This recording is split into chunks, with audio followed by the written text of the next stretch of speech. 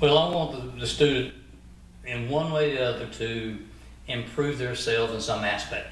A lot of people, don't have self-confidence for whatever reason, being bullied, or just being picked on.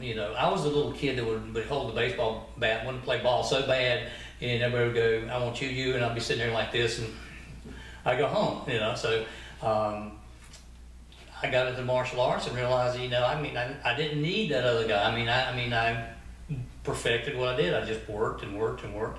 And it develops a confidence. It doesn't matter if it's martial arts or playing the guitar or whatever.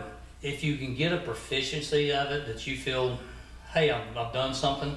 If it's just being in an atmosphere where there's mutual respect, which we know that in martial arts, at least in my classes, that you don't make fun of anybody. Typically, when you see somebody trip, what's the first thing you do? You kind of laugh.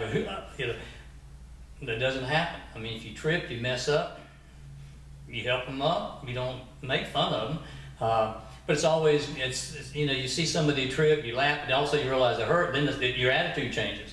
I guess it's just sometimes the way you're brought up. And it's the way that you've been taught, in a class. I want to, yes, you want them to be able to do self-defense and defend themselves. It's very hard and it's almost impossible to teach something that's going to be exactly like what you can find in the street, because you don't know. We come up with so many different scenarios. So to me, I think is developing coordination and awareness more so, and that hopefully that you can sense some things and know some techniques that get you out of the scene. I've had people say, well, who's the baddest black belt? And I said, there's not. I said, the baddest guy is the guy that has grown up on the street for whatever reason, having to survive. So he doesn't have any limits, and what he has to do to survive. We're taught not to do this unless this happens. Well, you don't have time to think about it. It just happens. So you got to be able to just react. But yeah, I want the kids or the adults. I've had just as many adults come into class through the years that you could tell that they were not confident. So just getting them to where they can do anything. It doesn't have to be something that impresses somebody that walks in the door, but it just has to be something that they feel good about themselves. And if that's all that they get, that they're starting to feel good about themselves, and that's fine with me.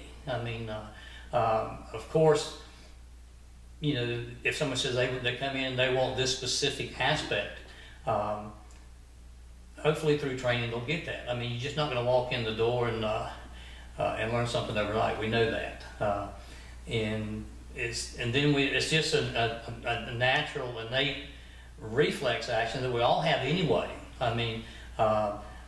So you may already have this fast movements, this awareness and you do okay. You have some people that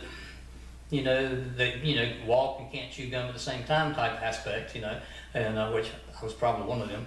That takes a little extra time to develop something to where they feel confident in it. And it don't have to, what I hate to see is you get to that overconfident, ability. Because there's always somebody out there that's, that has that ability better than you. And maybe that's why we practice hard, because personally we want to be the best we can get. My brother had the best thing, he was a bass player, and he says, "John, I'm the best at what I do." He didn't tell me he was the best bass player, but he was a really good bass player. But he was just saying, I'm me. I'm doing what I do, not to be better than this guy here. And I've done what I do because I just love it.